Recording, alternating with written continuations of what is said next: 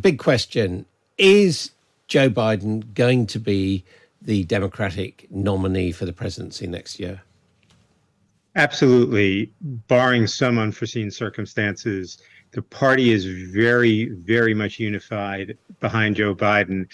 I started in politics as a volunteer for Senator Ted Kennedy when he challenged Democratic incumbent Jimmy Carter running for re-election in 1980. So I've seen both sides of this. But there was formidable opposition to Carter's renomination. There really is none to Biden's renomination. Although a majority of American voters and a majority of registered Democrats have told opinion pollsters that they think he'll simply be too old. Yeah, his age is going to be an issue in the campaign. There's no question about it. But given a choice between Biden and Trump, that's an easy one. They like Biden. There's also always polling this far out that shows that voters would like some hypothetical non-existent candidate, but there isn't one.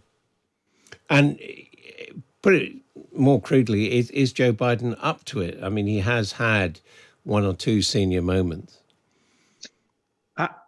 I met Joe Biden when I was in college, also around 1980.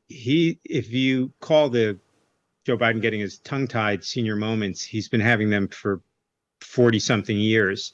It's not that unusual. People look at it differently now because he's old, but when he's spoken in extended passages, he's frequently misspoken. It's just a quirk. And of course, if he is facing Donald Trump is not so much younger.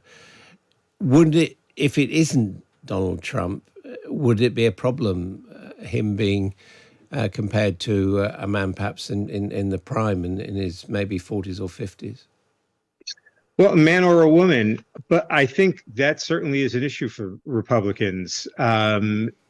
Whether it's a potent enough issue, I can't say. I think Biden looks vital enough, and if I were a Democratic consultant on this campaign, I'd be running split screen ads with images of Biden riding his bike, images of Donald Trump. Well, images of Donald Trump.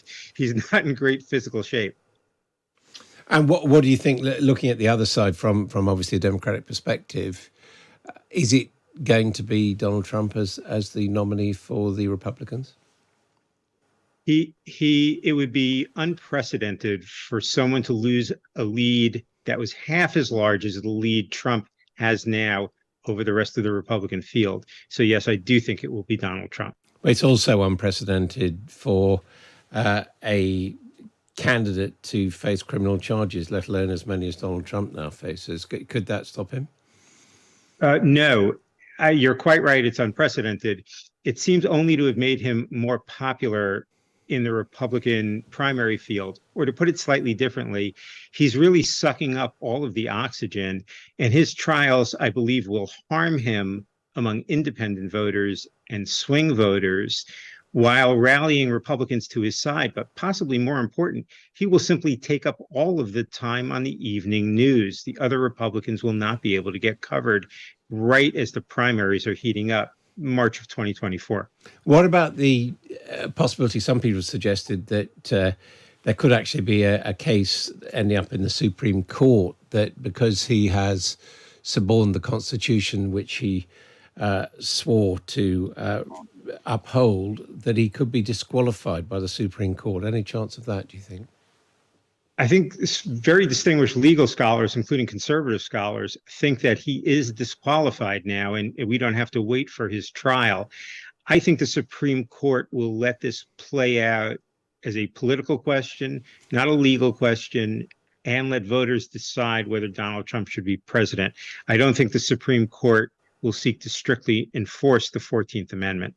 I mean, can they do that? Or can the legal process actually force them to take a decision sooner?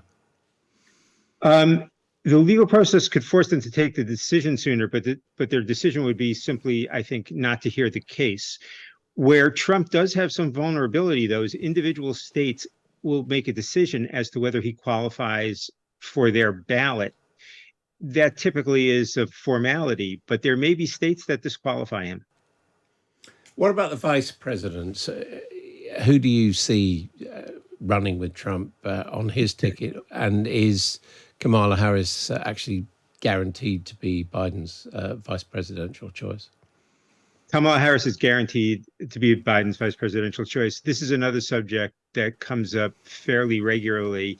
It's kind of subject that comes up in the off season when there isn't enough action to talk about. There's no question that Harris is going to be the vice presidential nominee. And what about who do you think Trump might go for? I think part of the question is who would go for Trump. There are people who simply won't want to be associated with him. I mean, Mike Pence was almost murdered for the crime of being Donald Trump's vice president. But I think you've got the Congresswoman Marjorie Taylor Greene, the unsuccessful Arizona governor candidate Carrie Lake. You've got Kristi Noem, the governor of South Dakota, who gave Trump a sort of lavish welcome last week. I think first time around, Trump felt the need to take an establishment candidate who had the experience he lacked. Someone like George W. Bush picking Dick Cheney, Donald Trump took Mike Pence. Trump also felt the need to assure evangelical voters that despite his lifetime of inappropriate behavior, he was a candidate that they could feel comfortable with. He doesn't feel that way now. And more candidates will exclude themselves, the Chris Christies of the world. So I think you could get a pretty wild vice presidential choice. Okay. And as things stand now, what does the outcome next November look like in your judgment? The outcome looks like a Biden victory. Keep in mind, going in, Democrats have won the popular vote in 7 of the last 8 presidential elections. Republicans only won once when George W. Bush was running as a wartime president. Republicans can only win by taking the Electoral College, which means that the 4 very close states, Arizona, Georgia, Nevada, Wisconsin, Trump would need to win at least 3. I see that as unlikely. All of them have become more Democratic in midterm elections since 2020.